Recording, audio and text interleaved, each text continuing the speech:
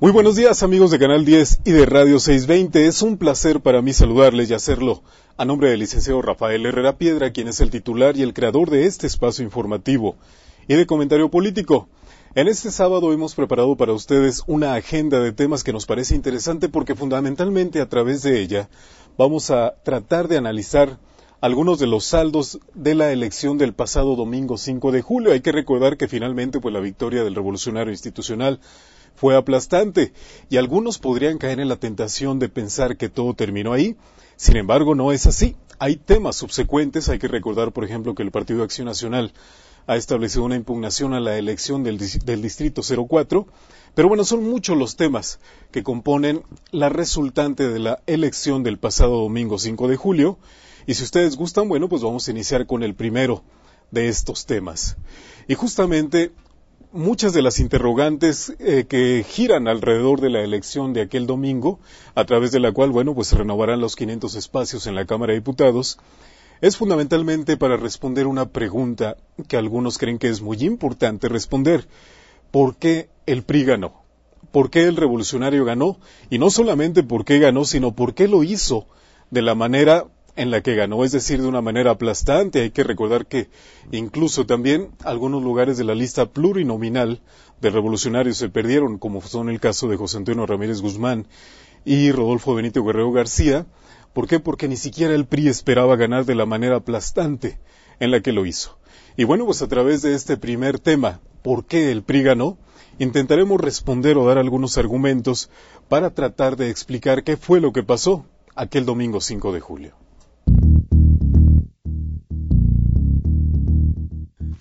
¿Por qué el PRI ganó? ¿Por qué de la manera en la que lo hizo?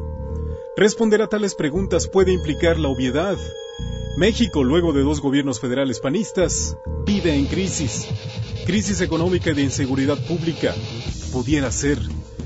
En el primero de los casos habría que explicar.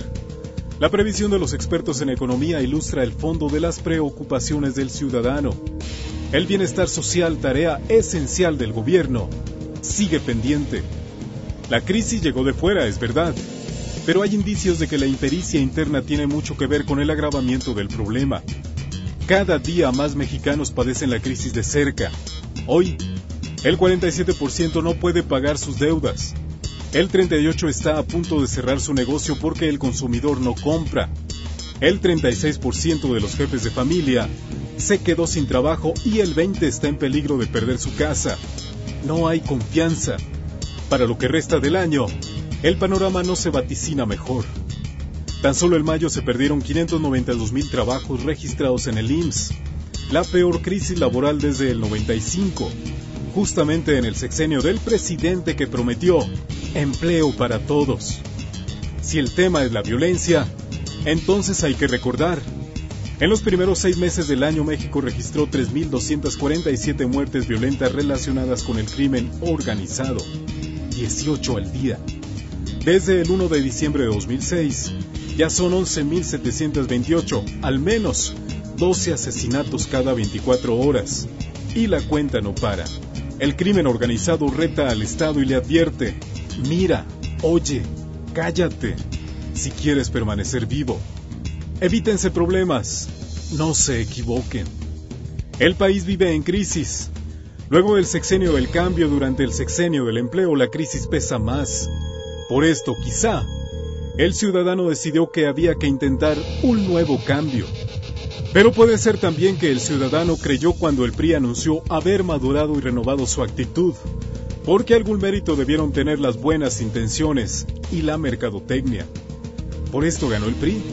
Tal vez. La verdad es que el revolucionario vendió su proyecto de cambio y supo aprovechar el hartazgo.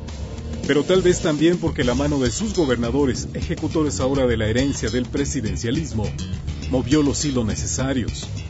Al final algunos hablarán, como ya lo hacen, de la mejor oferta política. Habría que decir que el ciudadano poco cree ya en las palabras. Las acciones son las que pesan, para bien y para mal. Por lo que haya sido, el PRI ganó.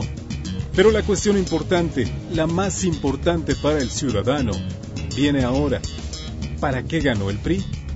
El revolucionario tendrá que responder y demostrar que el votante no se equivocó.